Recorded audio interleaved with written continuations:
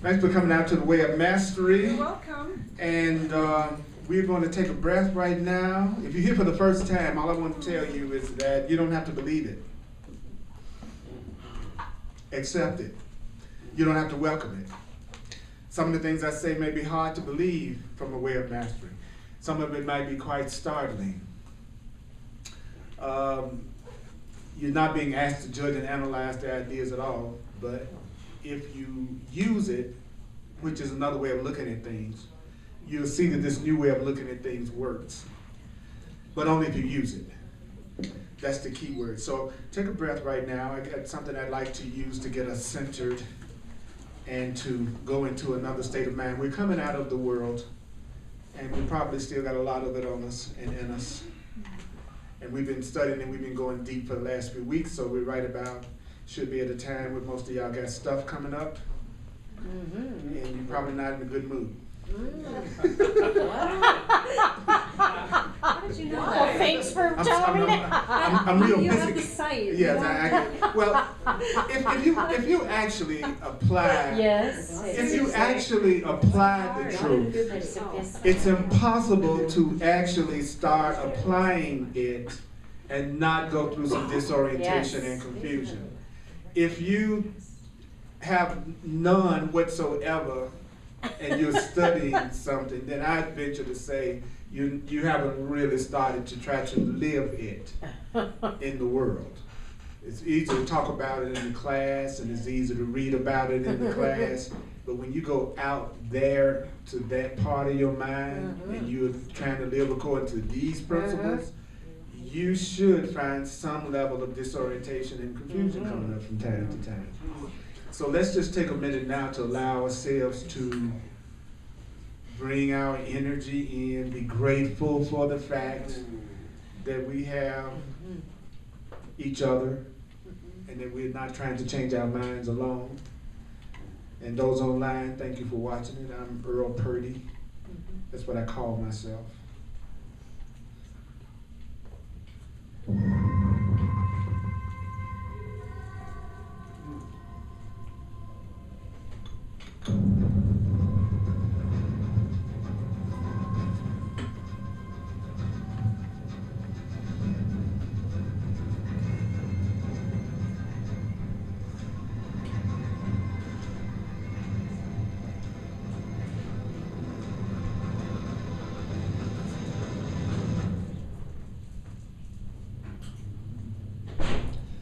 Never believe, never, ever believe.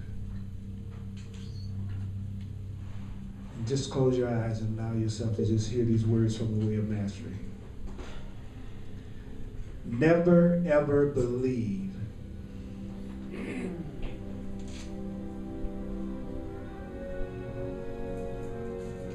that your thoughts are neutral.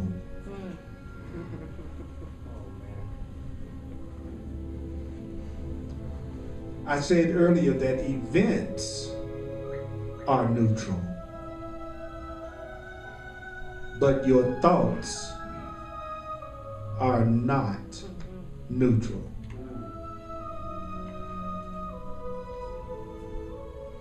Your thoughts are literally imbued with the power of creation.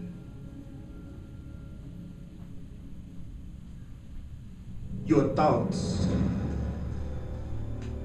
do not create neutrally.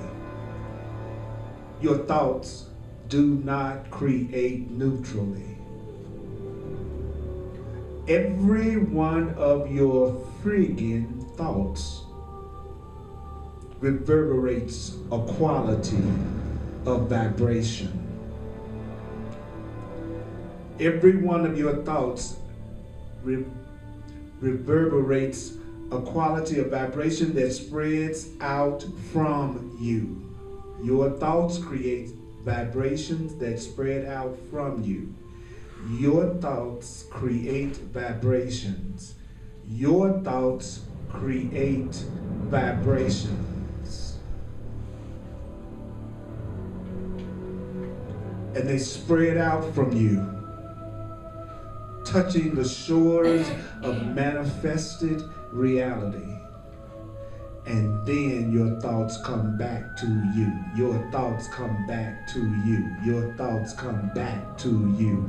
Your thoughts come back to you. And that is what you experience as the positive and negative events of your life. Your thoughts come back to you, and that's what you experience as the positive and negative events of your life. Your thoughts come back to you. Your thoughts come back to you as the positive and negative events of your life. Events are neutral. Your thoughts are not neutral. Events are neutral. Your thoughts are not neutral. Your thoughts have a quality of vibration that spreads out from you and comes back to you. And that's what you experience as your positive and negative events of your life.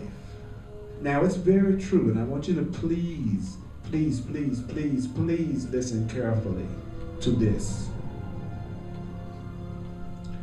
That at any given moment as you go along in your experience, at any given moment as you go along in your experience, at any given moment as you go along in your experience,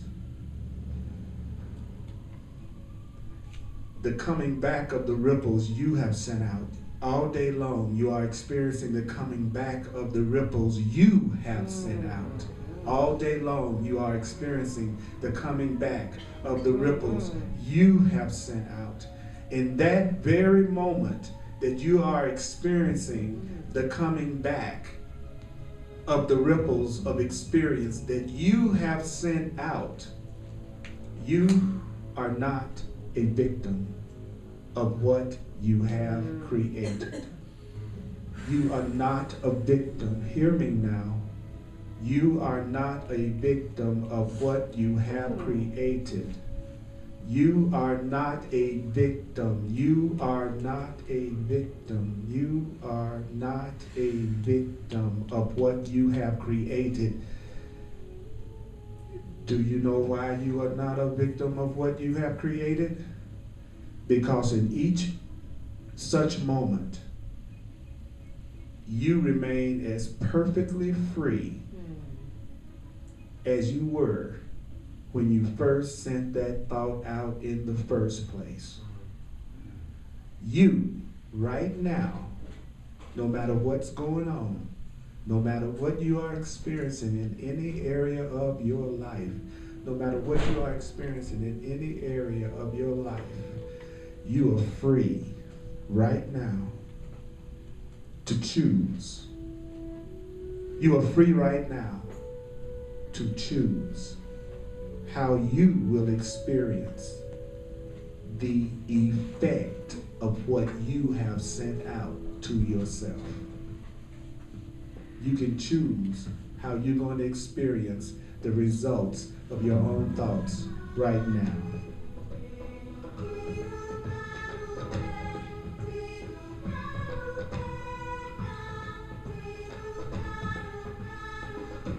Whatever is going on in your life right now, if you experience whatever it is right now with unconditional freedom,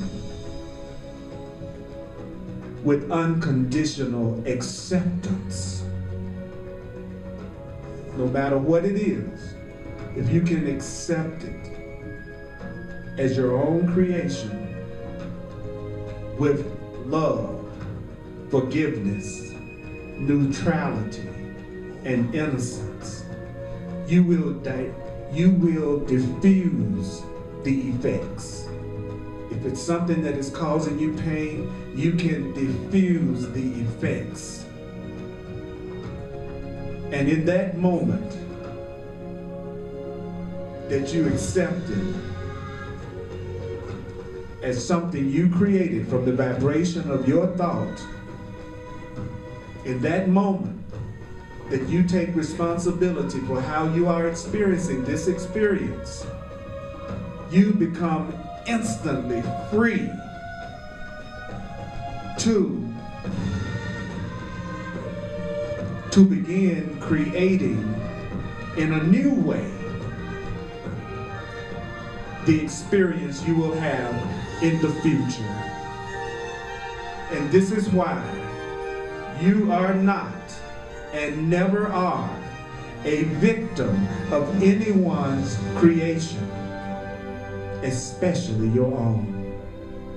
It is not that life is so complex that you have created all these momentums and now you're stuck with all the stuff you've made. In any moment that you get it, in any moment that you really get it, that you are experiencing your own thoughts coming back to you, that you are experiencing the results of the vibrations of your own thoughts coming back to you, as you can at that point stop reacting as if you were a victim. Stop reacting as if you are a victim and merely look at the ripples of your thought that are coming back to you, that you have sent out from yourself, and internally say this. No matter what you're going through right now, internally say this. You don't have to believe it. You don't have to believe it. You don't have to believe it yet. You don't have to believe it yet. You don't have to welcome it yet, but say this. Think about what it is that's coming back to you right now, that you are experiencing right now, that you're not reacting to in a neutral way. And say this right now. This has come into my field of experience as an awesome mystery. Whatever it is that has you going right now, whatever it is that has you feeling any kind of lack of peace in any way, and even if it's something that you are enjoying experiencing right now, say this. This has come into my field of experience as an awesome mystery. This has come into my field of experience as an awesome mystery. This means that I am an absolutely, awesomely powerful being.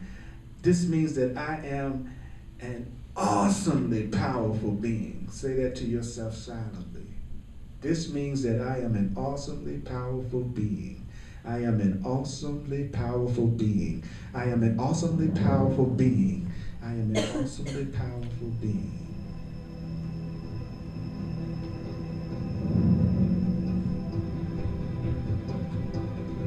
Therefore, I will look lovingly upon this ripple thought. I will look lovingly upon this ripple thought. Yes, I know it needs to play itself out. Yes, I know it needs to play itself out. I know that this needs to play itself out. This financial situation needs to play itself out. This relationship situation needs to play itself out. This job situation needs to play itself out. This family situation needs to play itself out. This health situation needs to play itself out. This spiritual situation needs to play itself out. This needs to play itself out. Say yes. I know it needs to play itself out.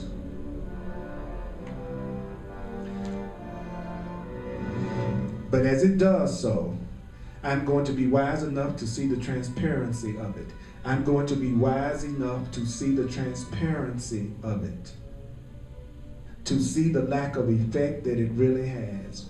To see the lack of effect that it really has.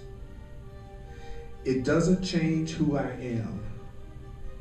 It doesn't change who I am.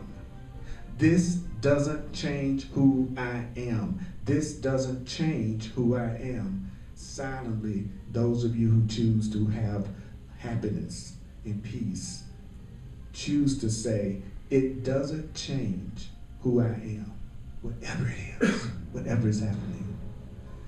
It doesn't add anything to my life. It doesn't add anything to my life. This doesn't add anything to my life. It doesn't take anything from my life. It doesn't take anything from it. This merely is an experience. This merely is an experience called life. Called life. Passing through the field of my awareness. This is an experience called life, passing through the field of my awareness. What I'm going through right now, this is an experience called life, passing through the field of my awareness. Then silently say to yourself, those who choose to, if I look lovingly upon it, if I look lovingly upon it, if I look lovingly upon it, if I embrace it, if I embrace it, I can transmute it. I can transmute it. If I look lovingly upon it, if I look lovingly upon it, if I embrace it, if I embrace it, I can transmute it. I can transmute it. And therefore, already be engaged in the process of creating a whole different kind of vibrational ripple that will create my tomorrows. If I look lovingly upon this thing that's happening to me right now, if I look lovingly upon what's happening to me right now, if I embrace what's happening to me right now, if I embrace what's happening to me right now, I can transmute what's happening to me right now. I can transmute what's happening to me right now. And therefore already be engaged in the process, of creating a whole different kind of vibrational ripple that will create my tomorrows. Now I'm going to repeat the whole thing. You don't have to repeat it with me. Just think about a situation that you know you're using to keep yourself feeling not as powerful and as loving and happy as you would like. You know the situation, you know the person. You know the person. And don't just take the easy way out and say, it's me, I'm just thinking about, you know the person. Don't get that how consciousness stuff. You know the person. You know the situation. This has come into your field of awareness as an awesome mystery. This means you are an awesomely powerful being. Therefore, you will look lovingly upon this ripple. Yes, you know it needs to play itself out. But as it plays itself out, you're going to be wise enough to see the transparency of it. You're going to be wise enough to see the lack of effect that it really has. It doesn't change who you are. It doesn't add anything to your life. It doesn't take anything away from your life. What you are experiencing is merely an experience called life, passing through the field of your awareness. If you look lovingly upon it, if you embrace it, you can transmute it. If you embrace it, you can transmute it, and therefore already be engaged in the process of creating a whole different kind of experience that will create your tomorrows. You are not the victim of the world you see. You are not the victim of this experience.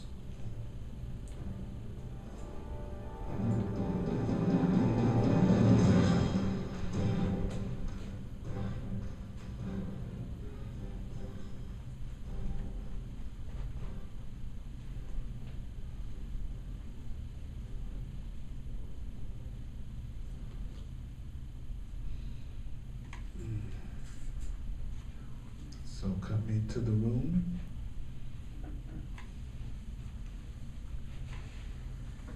And remember, you are awesomely juicy. Mm-hmm. Awesomely juicy. Mm-hmm. Powerful. Now, would anybody who feels like it, would anybody care to share anything that they experienced in that process? Big light bulb going on over the top of my head. A big light bulb smacking you. Yeah. A big awakening. Thank you.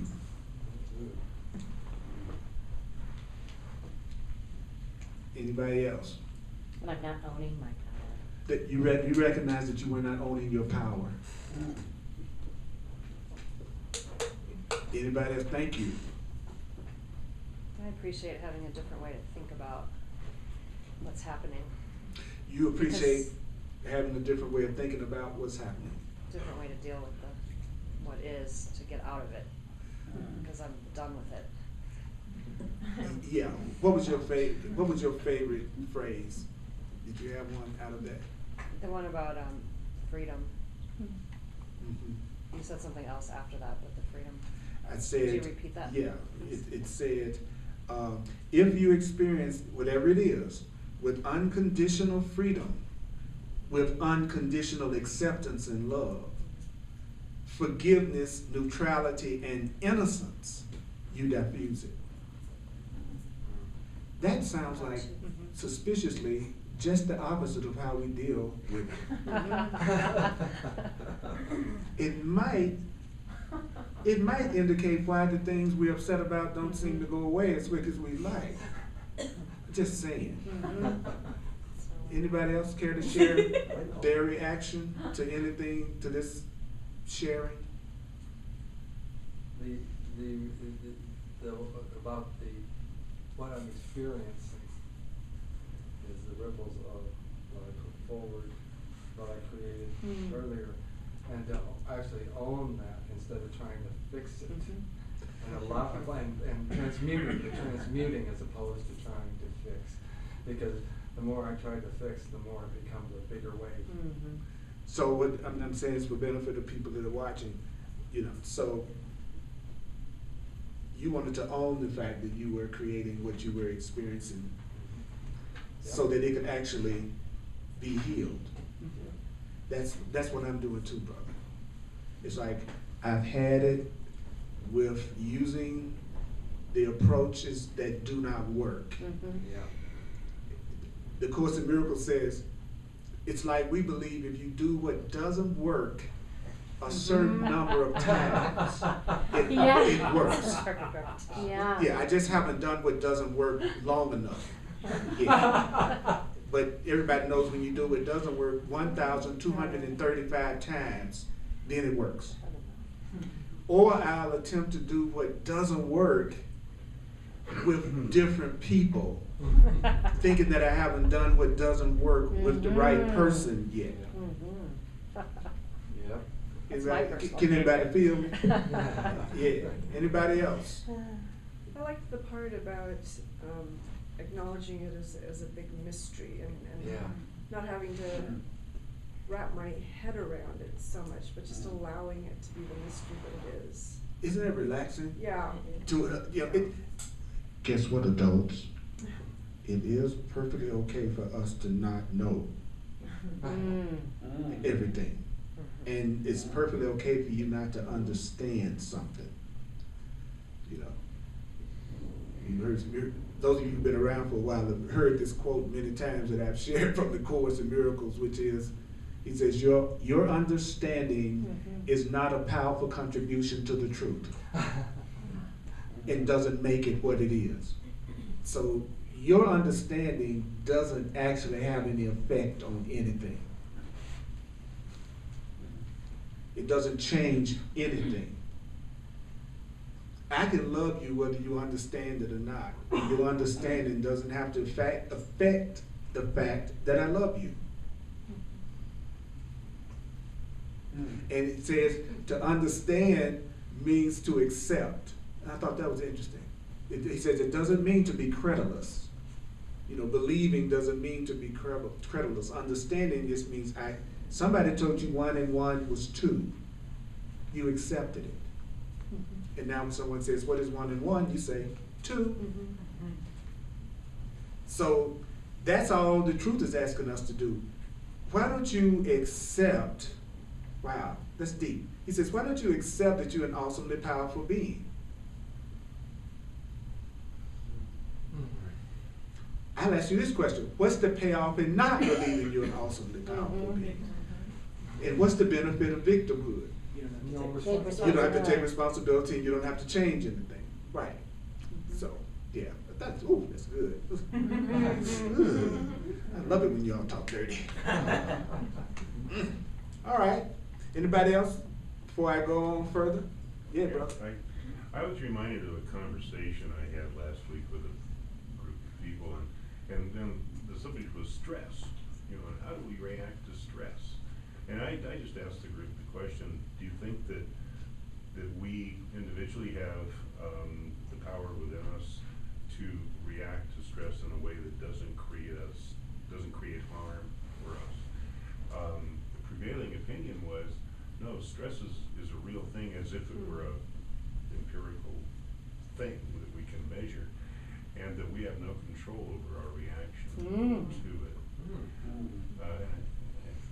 I wasn't trying to win that argument at all, but still, I was thinking about that conversation that I had when you were talking, and how so many things we take for granted as we are victims and there's nothing we can do about it. Well, question the premise. Maybe there is something we can do about it if we just change our mind. Which loops back to the original premise that all events are neutral, but you never have a neutral thought about anything. And that your thoughts are vibrations that go out from you and come back to you. And what happens is that sometimes it looks like we're receiving back the results of thoughts that we had at another time. You know, it's like ordering a hamburger at a restaurant and then changing your mind, but you can't tell them you changed your mind until they bring you the hamburger. And then you go, well, I really want a chicken sandwich. You know, that's what's happening now. Those of us who are trying to change our minds and think in a more conscious, loving way, and we're really sincere about that, you still are receiving some of the results of your old orders. And they're showing up even while you're saying you're claiming your awesome power, and you're wondering how you're going to make it. Well, that's you receiving your how am I going to make it thought coming back. And so Spirit told us exactly what to do. It said, you experience it with unconditional freedom, with unconditional acceptance. That, okay, this is a result of my own thinking. It's neutral, I'm innocent. And I can do what? I can use this moment to send out new ripples that will allow me to have a brand new experience. I know it sounds simple. It's because it is. It is simple, but I didn't say it was always easy. You know. What's funny you said that about the ordering food. You know, previously I might have, came to it, oh, I don't really want that. Would you mind if, I'm gonna change that? Okay. And that's not not owning it. You made the mistake. Now I treat it more like, all right, thank you. I'm not gonna, or I might have said, oh, I don't really want this, but I'll eat it anyway. I'm like, no, I'm not gonna eat that. but I'll pay for that, don't have to, I'll give it to somebody else. Here, would you like this? And I'll order something else because, well, I paid for it, it's not your fault. But I don't want to eat it, so I'm not going to. And thank you for saying that, because that was the next part of what I was, in that example that I was using, is that when they bring the hamburger, then you have to say, you know, well, I'm not going to eat it. But you don't attack them for bringing it when you ordered it. So so that's what your relationships are bringing you what you ordered. So don't beat up the person that's bringing you back your thought. They're acting out what you think you deserve in a relationship. How do you know that that's true? One of the ways you know that's true is that they don't treat everybody the way they treat you. If they just had to be that way, they'd be that way with everybody. Notice they're not that way with everybody. Why is it different with you? Well, it's different for me because they're bringing me what I think I deserve to have. And then they're bringing somebody else what they think they deserve to have. Because remember, it's all neutral. I'm the one who's determining how I experience it. Now, I'm not saying that there's not a part of us that could resist this deeply. Okay, let's get clear. Deeply. I mean, when I say deeply, I mean seriously deeply. Okay, but that doesn't make it any less true just because you don't like it. You know what I'm saying? All right. So, yeah, it's like, I don't like that, so it must not be, might be true. As a matter of fact, it's the key to your happiness. It's absolutely the key to your happiness. Okay, so what I'm gonna do, I'm gonna go over a couple of more paragraphs and I'm gonna throw it over again so we can get a chance to talk about it. Okay, it says, it is not, I love this. It says, this means that while the power of your thoughts is not neutral, the effects called the events called the effects of those thoughts. So when I say this is an event in my life, he says that's just another way of saying I'm experiencing the effect of my thoughts in my life today. What happened to you today? Oh, I was experiencing the effects of my thoughts all day long. And he says the effects of those thoughts can be what, neutral or not neutral, depending on how you use the primary power of your awareness. In other words, we are seeking to share with you how infinitely free you are. See, that's the problem, is that we don't understand how free we are. You're freer than you could ever imagine. You're so free that nothing interferes with you. We are free. Then it says, there are many in your world that teach this illusory doctrine of what is called karma. Which is that what you send out now, you must experience sooner or later. And how you experience it is directly related to the quality of the thought you sent out. That's not true. That would make you a victim. If you just had to experience it a certain way, that would make you a victim. So he says, if you're made in the image of God, and I assure you that you are made in the image of God, you are not a victim of the world you see. You cannot, in reality, be victimized by anyone. What do you mean, man? Just look at the news. Well, I know that's concentrated victimhood broken into by commercials. It's like, that's why all the medicine commercials on the news. Because they know they're making you sick. So they're going to sell you something to make you feel better. Let's make you wholesome. You cannot, in reality, be victimized by anyone or anything at any time, because your reality is that you are made in the image of God. If you could truly be victimized, it would mean that God could create unlike herself. Does a salmon come from an oak tree? Does a nebula come out of the womb of a woman? Well, I saw that one night. I saw stars.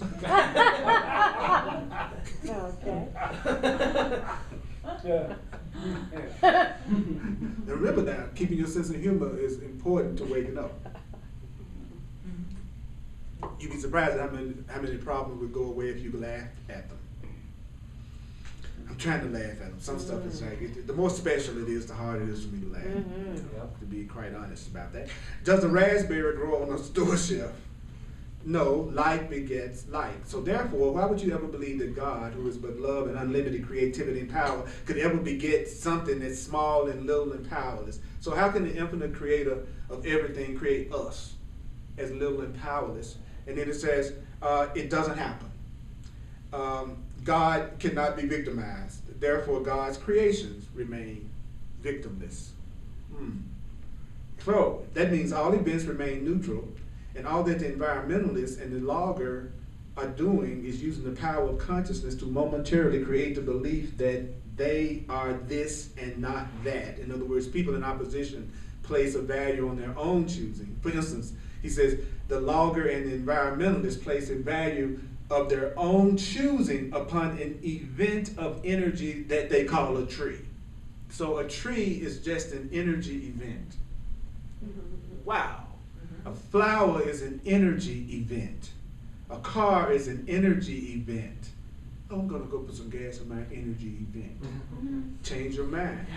And by what value they place upon it, they call the quality of experience they will have into their field of awareness, and that's all that's happening. So what's happening in that situation is happening in your life right now, okay?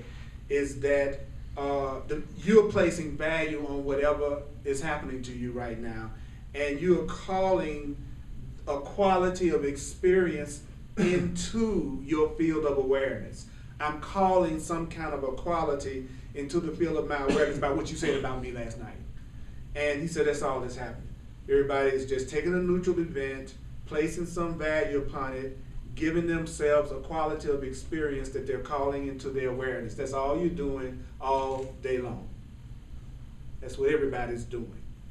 We had an event that happened in the church last week with some people making their transition. Then we place a value on what happened, and then we have an experience in the field of our awareness about it. Some people were happy that those people were shot, and some people were sad that those people were shot. And though it may be, you know what I'm saying? It's a neutral event, ultimately. And then everybody places the value that they want to on it, and then they then have a quality of experience around that. That's what's happening right now. Woo! And then you have a tendency to identify with it based on how you identify with what you are. Like by me identifying with my body as being the body of a black person, I would have a different experience of that than someone who probably places value on their body as being a white person. But the same thing is happening. What? I'm placing a value on it, and then I'm bringing a quality of experience into my field of awareness. And then I get a chance to choose to identify with it or not, and say, oh, I could have been sitting in that church, and then the person could have been sitting next to me and hated me because of the color of my skin, and then I could have been shot. But the truth is, I would have to place a value on it that calls a quality of experience into my field of awareness. So it's difficult to not see them as a victim.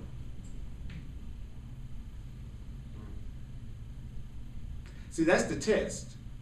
Is can you take any event, no matter what the event is, and see it as neutral, and then realize that you are going to experience it in terms of the value that you place on it. It's easy to go to sleep, as I call it, when you look at what's happening in the world. It's easy to forget you're an awesomely powerful being. It is easy in the world to look at yourself as a victim that can be destroyed at any given moment unexpectedly.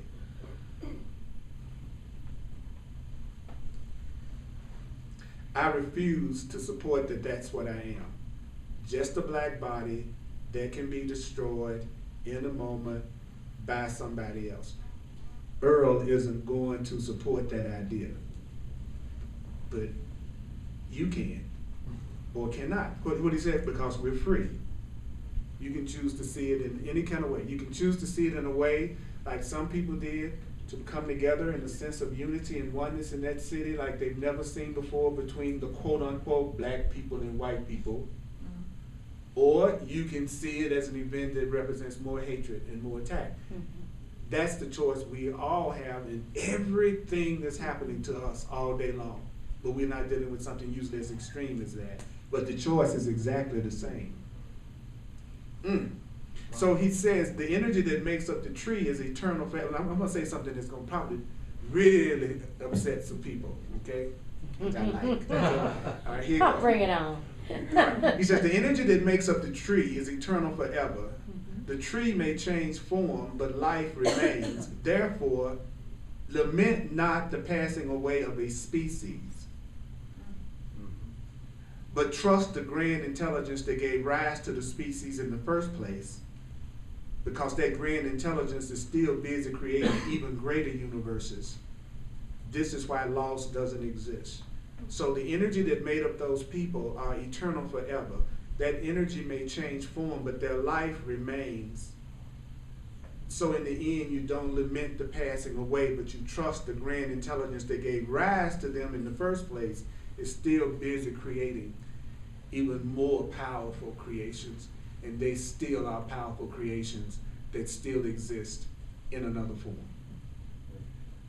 I'd rather side with that idea than they're just a bunch of bodies that were destroyed that's being put in the ground and be ate by worms at some point. See, I got a choice. I'm always free to choose how I'm going to see it. Always. So, any thoughts about that? All right. So, can the quality of experience also, your response to that neutral event, the quality of experience? Is everybody familiar with the neutral event that we're talking about? I know Yeah. sometimes people don't watch the news, so they don't really know what's going on. Okay, there were 9 black people that were shot by a person in a white body who said that he hated them because black people were taking over and raping their women and everything. So he went into a church, he prayed with them for an hour, and then he shot 9 of them to death. He left one of them alive to tell everybody what he said. And the minister of the church was sitting right next to him. That's who he decided to sit next to. The minister's wife and child lived because they hid under a desk and played dead. Okay, so that's what happened. So that's what I'm using as an example, because we'll never make any of this real. We'll never make any of the truth that we're studying real as long as we bury our heads in the sand and don't start trying to apply it to the place that we think we are in. Okay? So this is not to be morbid, it's to practice what we're studying, which is to look at it differently. Yeah. So the quality of experience that you have as a reaction to that neutral event, that quality of experience could also be neutral. You can't have a neutral thought about it. You can or you can't? You can't. That's what it was saying at the very beginning, that every event is neutral, but we aren't capable of having a neutral reaction to anything.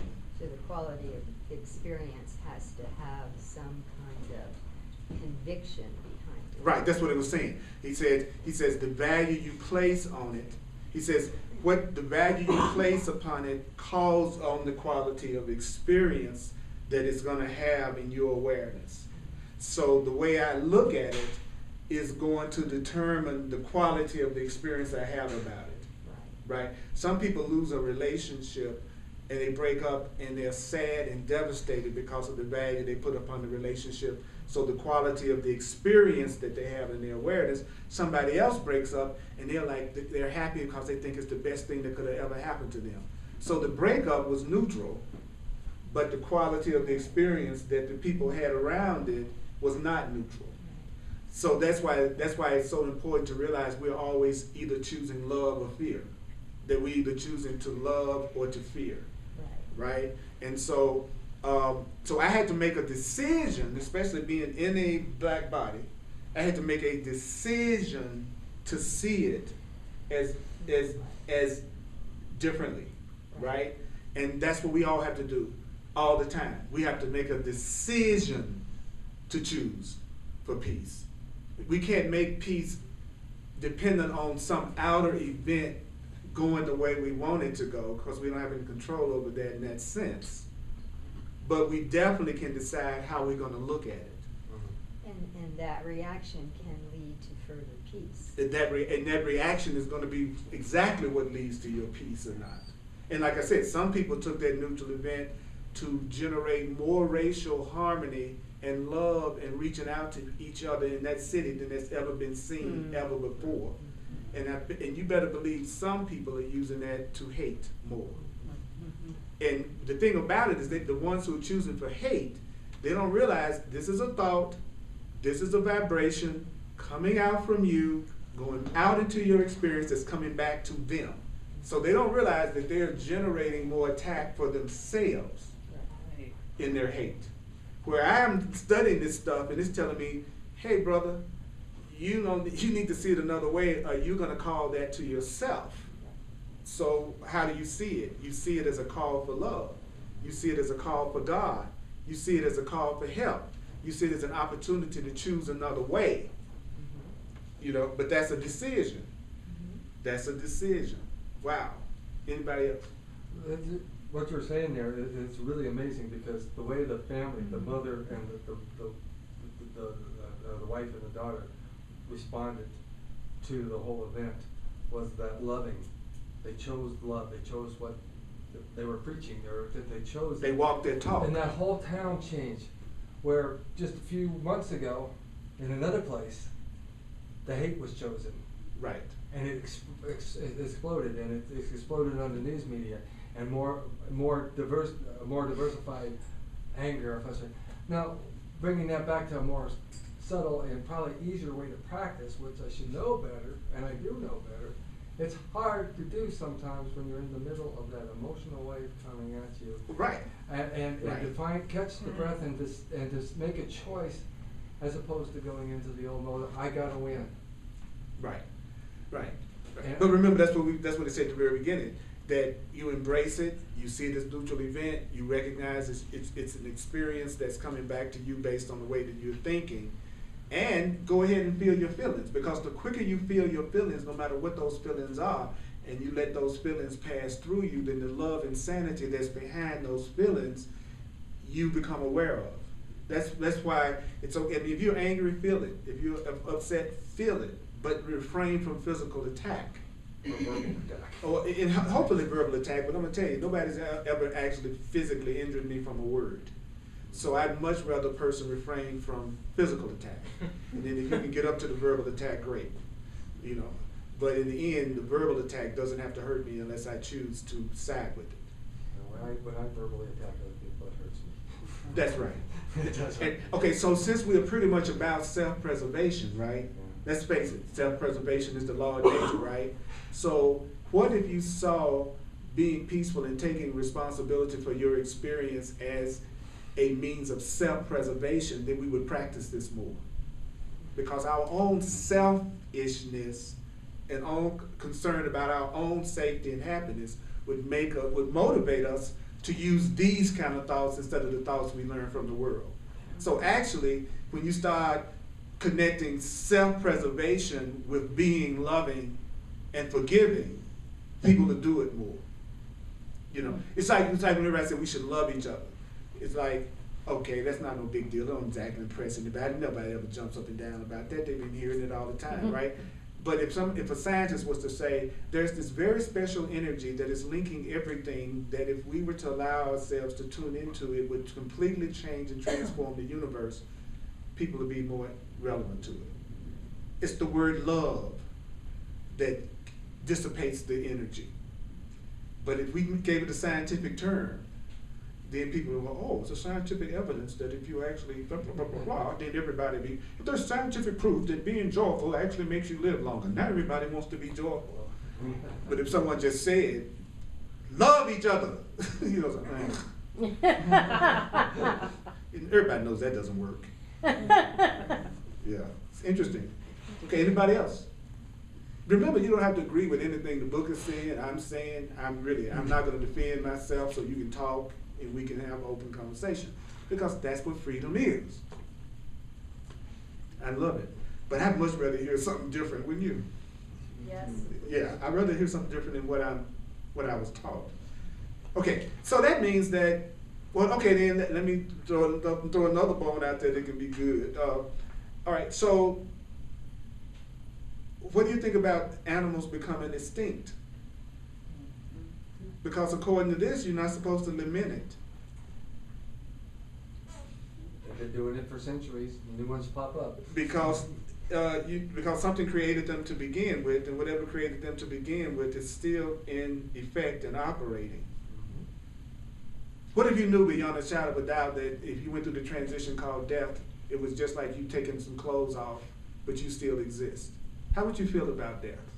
How would you react to somebody dying? You have a totally different perspective. How would you react to your own death? So, just thoughts. I mean, as I seem to get older in the body, I realize I'm getting closer to the realization that that might happen to me, right? So rather than spending all day long trying to make sure I don't make the transition called death, what I'm doing is working on a new perception of death. That seems more, to me, that sounds more sane. I use it as an advisor. Oh, hey, be more present, buddy. Be more present. Enjoy this moment. Enjoy this time. Enjoy these people. Enjoy your life. You know, death hasn't tapped you on your shoulder yet. If somebody told you you had 2 days to live, would you really be concerned about the stuff you're concerned about right now? I bet you wouldn't. And I bet you wouldn't be arguing with nobody either, probably. And you probably wouldn't have time enough to be. You wouldn't be, you know, you would just have a different reality. I bet. Sometimes we use the idea of eternal life to keep us from living.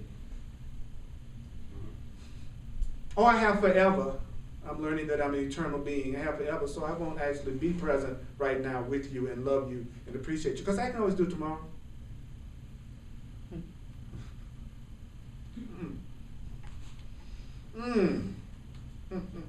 Sometimes I get reluctant to get into special relationships because I don't think I have time for all the processing.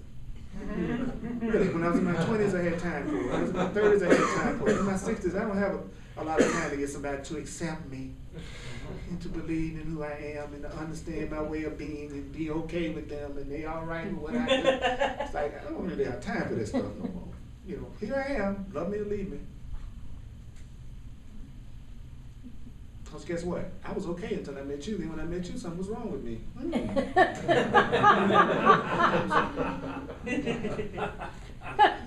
You know what I mean? I was perfectly okay until I met you. Then all of a sudden, I have issues. And usually those issues are around what I'm not doing that you want me to do to please you. Very interesting. Very interesting. So I'm a victim of you now, right? Yeah, you're a victim of me, right? You don't have anything else of me. So you're the victim of me. Sounds like a scam. Don't it sound like a scam? It sounds like a scam unless you're doing it. If you're doing it right now, you probably don't like what I just said.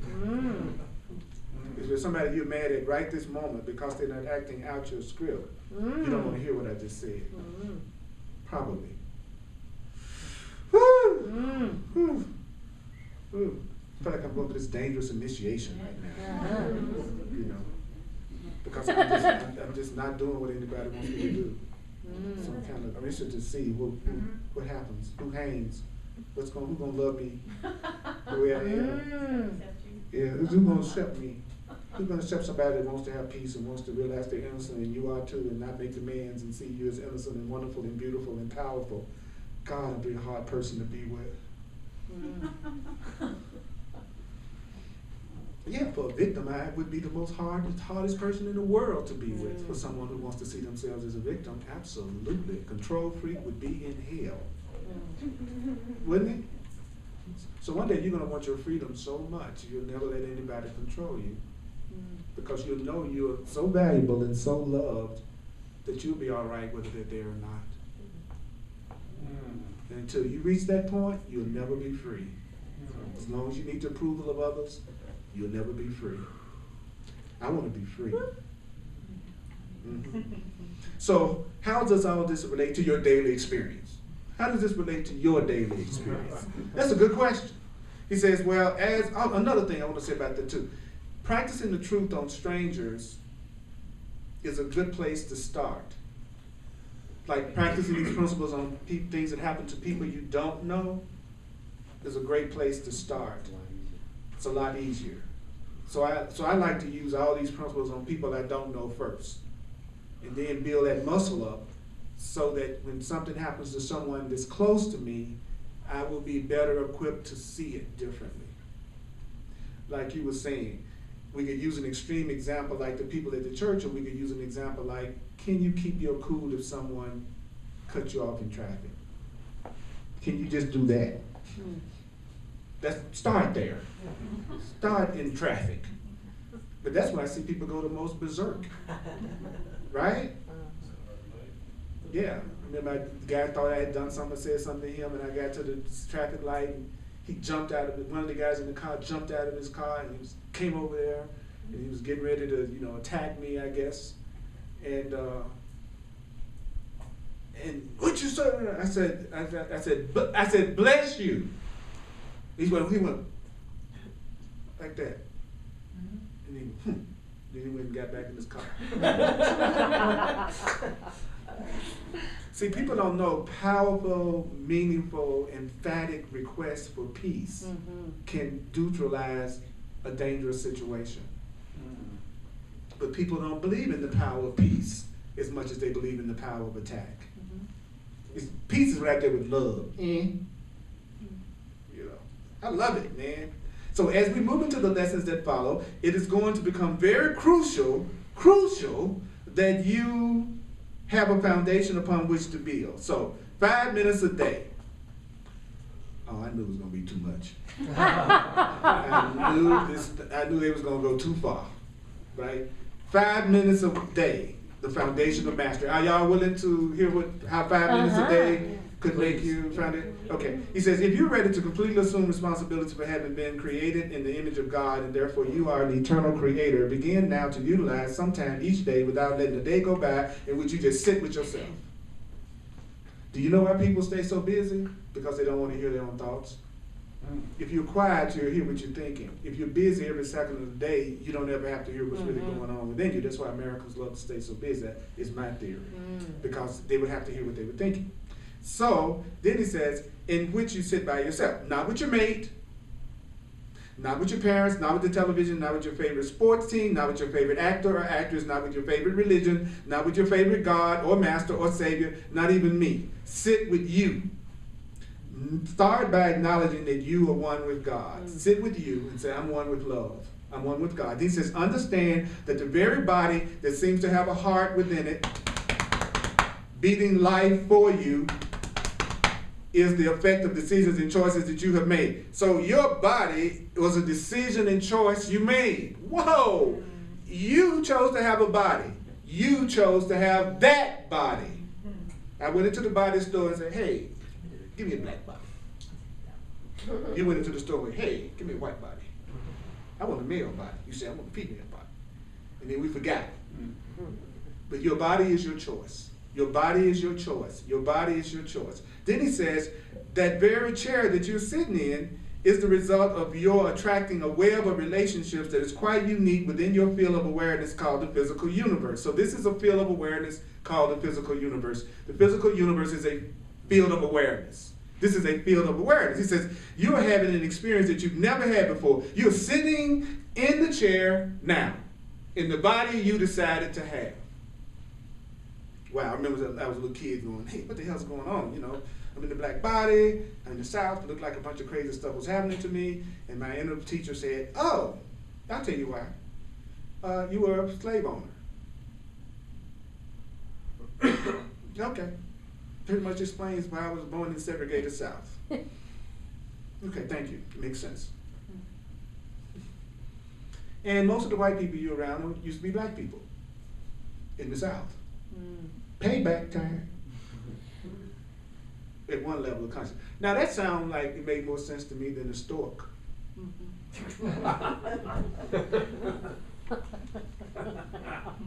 Then I go, oh, okay, all right. So you chose it so you could learn how to look at the whole situation differently by experiencing that which you used to attack. So now you get a chance to look at it from the other point of view. Oh, you used to be a woman, now you're a man. Now you get a chance to look at things from the masculine point of view.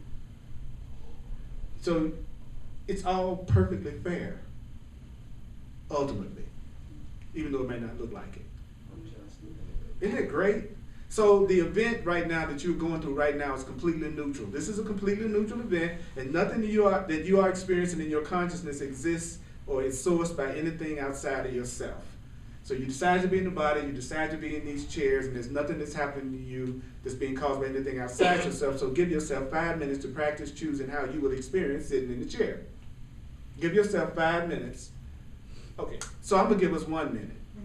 Okay, so let's take 1 minute to choose how you're going to, notice it said, choose how you're going to experience sitting in the chair.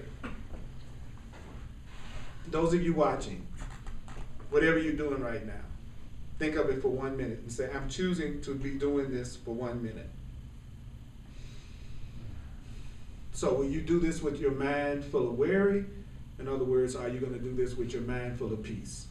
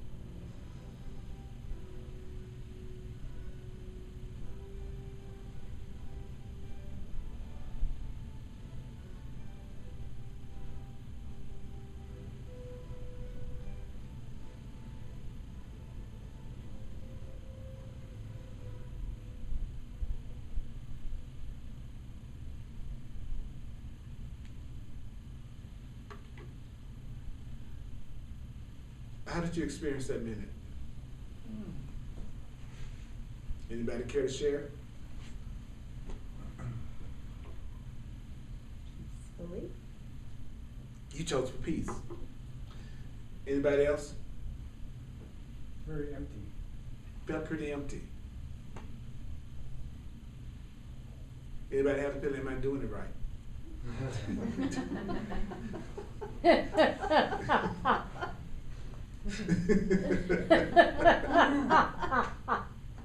How many of you just notice you're in the habit of worrying? That there's some part of you that just likes to worry. Yeah. Yeah. Stress. I meant to say, when you mentioned that about stress, the Course in Miracles teaches that stress is any perceived threat to your ego's existence. So so stress is coming from your image of yourself being threatened. I'm under stress at work. My image of myself is being threatened at work. What I think about myself is being threatened at work. Who I think I am is being threatened. I'm under stress in this relationship. Interesting. So a mind thinking of all the things it could be doing, or a mind marveling at how the weight of a body feels pressed against the seat of a chair, a mind that creates tension in the way the breath flows through the body, or are you a mind that's creating with ease and comfort? 5 minutes of practicing sitting in a chair as the infinite creator of exactly what you are experiencing in your emotional field will change your life. Taking 5 minutes to go, I'm the infinite creator of exactly what I'm experiencing in my emotions right now. I am the infinite creator of whatever I'm experiencing in my emotions right now. So whatever's going through you right now as you sit here, whatever feelings are going through you right now, is a result of you being an infinite creator sitting in the chair in the room. And just that. So he says you might even want to play with that, what it would feel like to sit in the chair as a Christ, as a awakened being, as a powerful being. So let's say you were sitting in this chair right now and you were saying to yourself, I'm the infinite creator of everything that I'm experiencing in my emotions right now, and I'm the infinite creator of my financial situation right now. I'm the infinite creator of my relationship right now. I'm the infinite creator of how it looks like I'm being treated in my relationships right now. I'm the infinite creator of how I'm feeling in this room and studying this book right now. Whew, what would that be like? Live in the question. Start living in the question and not in conclusions. Living in conclusions block you.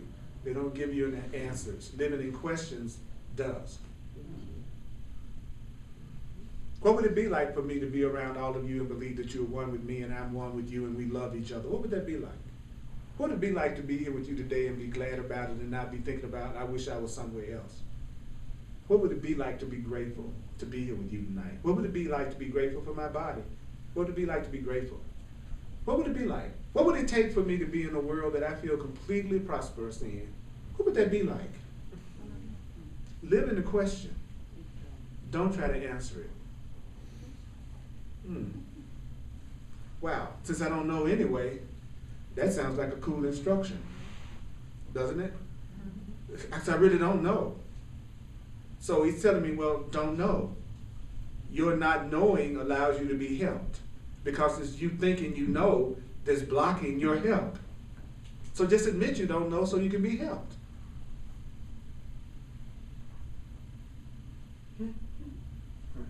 I don't know.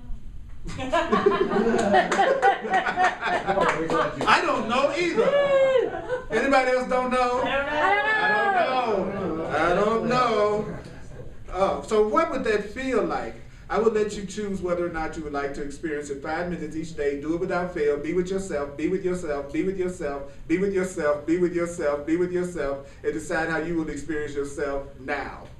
For you see, the you that sits down in the chair with whatever is going on in your consciousness, whatever feelings you're having throughout the body, whatever is going on in your primary relationships, how the food is being digested in your body, all of it, the whole realm of your experience is the effect of how you have been 1,000,000 times when you sat down to be with yourself in 1,000 different chairs. Wow. Wow. You're feeling the effect of exactly how you program yourself to be after sitting in 1,000 different chairs in 1,000 different times. So it says, utilize the very process of sitting down in the chair as a symbol of preparing your mind for the dropping of the pebble into your mind, out of which will reverberate the vibrations and ripples that will come back to you. It's much easier to send out the ripples of thought and experience them when they come back in a blissful way. You like it when your thoughts come back in a way that brings you peace, joy, fun, laughter, play, and unlimitedness. He says, instead of having to constantly butt your head against something that you really should be transmuting or you really want to run away from. So it isn't, I love when my thoughts come back to me and it's the cool stuff. But I have a challenge with the thoughts that come back to me that need to be transmuted. He says, but it begins with 5 minutes, God, in which you acknowledge that you can create whatever experience you want. 5 minutes. Check out next week. I would like you to check out during the week how much or how little you actually take 5 minutes to change everything that you're going through. You'll be shocked at the fact that you don't. But you'll go to work and you'll do the other things, right? But 5 minutes to change everything in my life to allow me to have all the joy I've always wanted. I find that I can't find 5 minutes. I'm so busy I can't even have 5 minutes. Y'all so busy that you can't have 5 minutes? 5 whole minutes. And then it says, but it begins with 5 minutes in which you acknowledge that you can create whatever experience you want as a feeling that floods through your awareness, as a quality of thought that you allow to keep repeating in your mind. What you're hearing right now is what the part of you that doesn't believe you deserve to be happy is being tortured right now. It is weary. It is tired. It is sleepy. It is having a hard time staying conscious.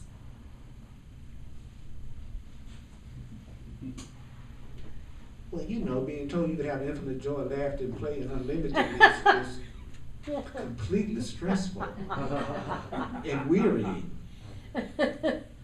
But if I told you Ebola, ISIS, you know, it's funny. It's funny. But laughter and joy and unlimited, 5 minutes? 5 minutes? Man, that's too much. That's too much. But it begins with 5 minutes. And then it says, you can sit in a chair as an awakened Christ or a true spiritual being when? Right now. So this is what you say. But before I get into that, any thoughts, feelings, and emotions and beliefs, what is the hardest thing for you to hear that you've heard tonight? That all sounds good to me. everything that you've heard tonight sounds good to you. Okay. Not to me, but I'm not saying what. It would be great. It would be great if you said what. Really, that was the question. I would love to hear what your reactions and what your feelings are about something that you've heard tonight. Because that's how we heal. It's by communicating with each other. Yeah. You said we choose our bodies, and I'm just kind of like, okay, if I was going to choose my body, I'm going to try to be a bodacious chick. If you were going to choose your body, you would be a bodacious chick. Right. Okay. Well, you'll get that opportunity if you like. You'll get a chance to come back as a bodacious chick. But you've already made this decision right now. So, but you know, with the way technology and science is nowadays, you could probably become a bodacious chick in this life if you would be willing to do what was necessary. You know, and I think you'd be an awesome bodacious chick. Yeah. I think, yeah. You'd probably get no end to the dates you'd be asked for. You know, everybody would hit that. Okay, now,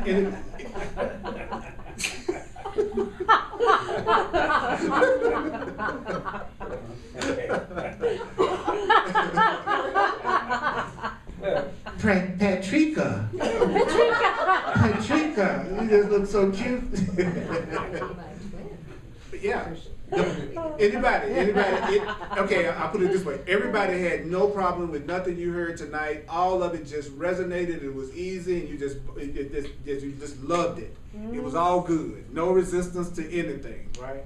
I had a problem not with going, yeah, I understand that. Yeah, that's good. But putting it into a practice and swallowing it. Does it make sense? I mean, well, that's why the first. It's like I know this stuff. I know this, but I don't do it. Right, because there's some payoff in not doing it that's still more appealing right now than doing it. Yeah. That's the only reason. That's the only reason why all of us stay the same way. Like that's the only reason why all of us wouldn't do the 5 minutes to bring about a change. There's some payoff in whatever is going on in your experience right now, the way that it is. That according to this, you're just not ready to give up yet. There's a payoff. That's the only reason why that we won't go ahead and practice and do it. There's a payoff. And once you realize that people are choosing not to do it, you'll have a lot more peace because you'll let them be and honor their right to continue to be that way as long as they would like. And that'll take a lot of pressure off of you because a lot of guilt that people go through is they think they ought to be trying to do more to change other people and make things better for other people. But really the truth is, if you're practicing the truth yourself and being a demonstration of the truth yourself, then you're doing the most you can do for anybody around you is to show them that there's an alternative to the way that they could be if they chose to use it. You become a demonstration. You know, if you go, like those people who said they were going to forgive the guy that killed their mother or whatever, seemed to kill their mother, right? If that person could do that, then everybody watching could do that. See, so when you see somebody actually demonstrate, then it really kind of puts you on the spot because now you know you could make that choice if they could make that choice. That's why sometimes when you're trying to change, it'll be your friends and the people that you think are the closest to you that'll give you the hardest time about your change. Because if you can change, they know they can change. So they can, they can say Jesus is like a whole special case. But to see you forgive, oh my God, I'm watching you take more responsibility. I'm watching you be more loving. Then I really don't have an excuse because you're my buddy. You're my friend. If you can do it differently, I could do it differently. So then the person who's trying to lose weight would be surprised that their friends are the ones that's offering them the extra food. Or trying to make fun of them going to a spiritual class. Oh, you're going to that little weird class with that weird black dude. You know what I'm saying? That's why some people don't even let people know they come here. Okay, because they don't want to get the fallout from their friends and relatives. So my point is, the people who are around you that are like you, they're the ones that you can have the greatest impact on by demonstrating the power of what you're studying by you being a living demonstration of it. That's how you transform. And the way that you change people is a funny way to put it, but the way that you change people is that you give them a new purpose in your life. When you give someone a new purpose in your life, they'll appear to change. But you have to change the purpose they have in your life, which is deep. You have to decide what you're going to use them for. And when you decide what that is, you'll see a change. It's the weirdest thing. So you don't try to change them, you change your purpose for them. And that's what brings about the change. Try it. All these things I'm saying, it's not theoretical, but you have to try to see it happen. I've been doing that probably most of my life, and I've allowed others to make me believe that that's using people, or that's wrong, or you shouldn't be doing that. And now I'm going back to doing it in a more positive way, so it's not using them beneficial to them, but it's also beneficial to that person. And you know, okay, because I've many different friends, and this one's to go ski with. I enjoy skiing with them, but I wouldn't hang out with them. I wouldn't do that because we don't resonate. But we have a great time when we go skiing together. Check that out. And accepting, and I've always been very neutral about how they react to something else. But especially with sometimes like, hey, get your friend under control. I'm like, you get him under control. Not my place. I think it's a brilliant strategy to do things with people that you do with them in total peace and love and harmony. What a radical concept you just had. You know what I'm saying? The person that I love going skiing with that loves to go skiing with me, that's why I'm going to go skiing. That's not the way the average person does it, right? They want you to go skiing. You hate skiing. They're going to make you ski. If you love me, you go skiing with me. See, the guilt manipulation of specialness instead of holiness. So I again, you and I on the same page, buddy. I join with people in the way that we can have the most love and peace with each other. And when I see the thing that's going to cause us to constantly misperceive each other and clash with each other, I don't choose to do it with that person. It's just, it works. It absolutely works. But you have to be free to have that work, though. Because if you're with someone and you can't spend time with anybody else that may do the things you like to do that they don't want to do, then you got a whole other issue, which I'm too old to deal with. So Earl, Yeah. so you're talking about is there anything that we struggled with? And I am a very smart person. I have been doing this work for a long time, and it's just amazing how I'm, because of what you've talked about tonight, to be able to reflect on how there's actually people in my life that make me upset. And so looking at how they make me upset, and then what you're talking about tonight is how that's really me, right? In rejection, and I see how I have been really sensitive to being rejected lately, and then, through tonight really realizing how I reject myself.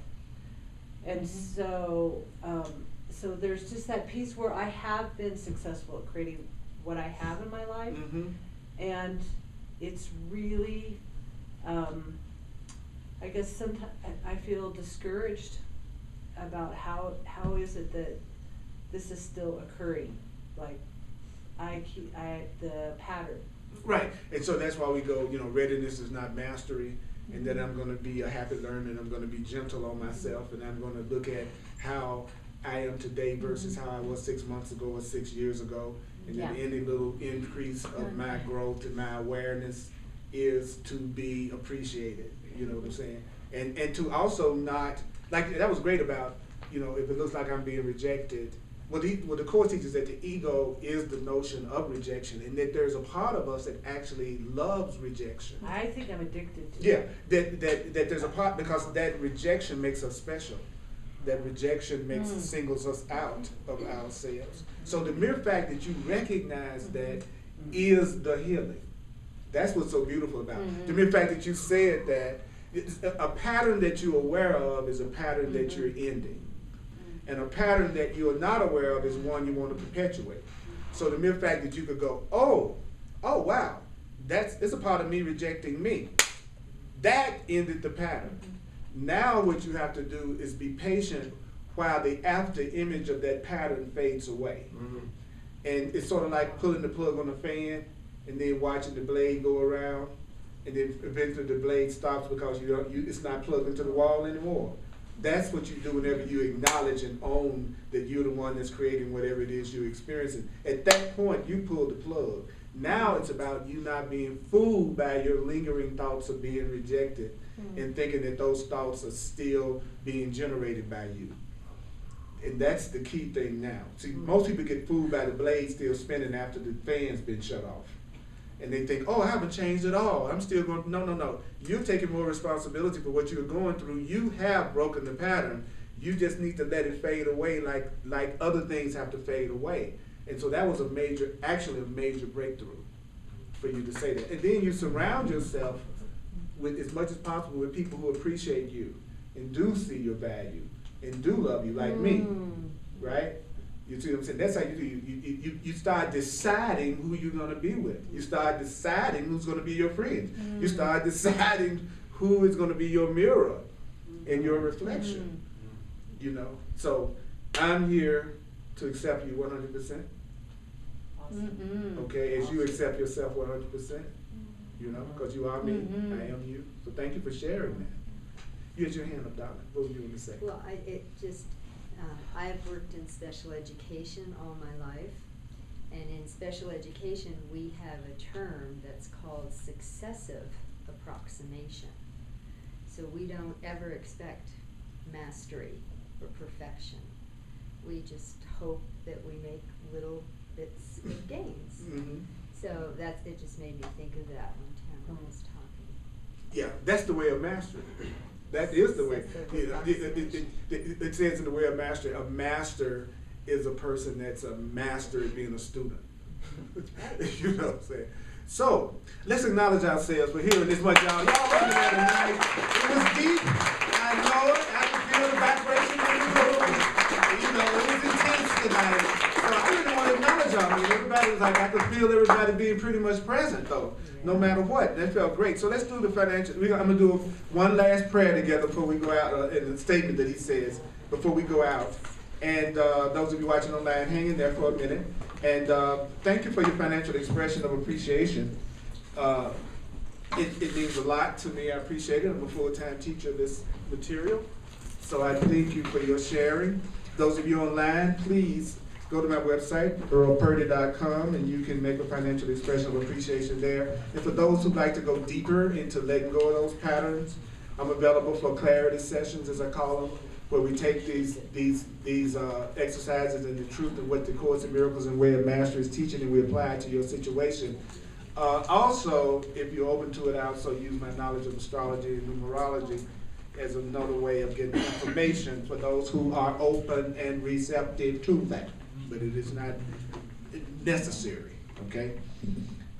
So Sundays at 1 o'clock we do the Course in Miracles, which is the Course in Right Perception. And the Course in Miracles says it's a miracle because it's a course in right answers, and if we allow right answers, it's a miracle. So that's why it's called the Course in Miracles, if we're willing to see things correctly in the way of mastery. So there's one last thing we're going to do before we leave, and I want you now to sit in your chair one more time. Wow, that's amazing! You're already doing it. It's magic. That's what I already had. It was instantly available to me. It's so good to see Debbie in here tonight. But what about me?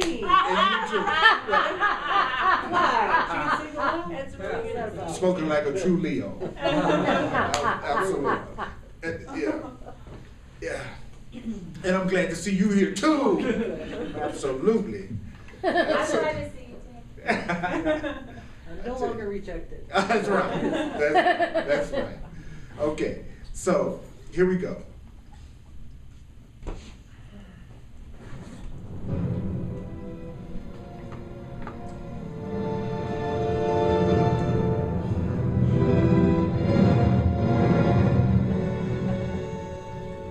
This is one of my favorite composers. His name is James Horner. He did Avatar, he did Titanic, a lot of incredible movie scores, and he made this transition in a plane crash today. And it was he was an amazing composer. So that's why one of the reasons why I was playing his music tonight. So love you, James. Thank you for being a channel for the music that you brought forth to us. I hope you're having fun. See what I'm saying? We need to be enjoying this. So I and my Creator are one. It's a beautiful day. It's a beautiful day. I've manifested a physical form sitting in a chair. I've manifested a physical form sitting in a chair. In a corner of one little tiny dimension of creation, in a corner of one little tiny dimension of creation. How amazing this moment is. How amazing this moment is. I think I'll just sit here and feel the heart beating in the body. I think I'll just sit here and feel the heart beating in the body. I think I'll just sit here and feel the body, feel the heart beating in the body. I think I'll just sit here and feel the heart beating in the body. And the breath flowing through it.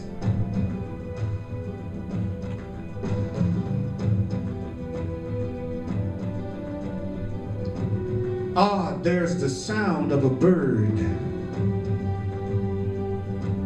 I'm glad I called that to myself. What beautiful thoughts can I think right now? What beautiful thoughts can I think right now? Who can I send love to without lifting a finger? Who can I send love to? I am unlimited forever. I am free. I am free. I am free. Do you think you would like to have that experience for 5 minutes? Why not begin today? Why not begin today?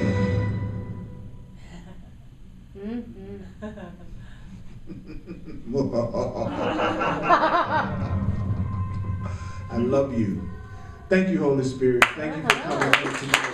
Thank you for wanting to join peace together. Hugs are available. I love hugs. Y'all are awesome, unlimited, juicy beings. And also I got a contact list up here. And go to my website and sign the contact list, and I'll send you a link so that you can watch the videos of the classes again. And keep yourself up on it. Okay. Love you.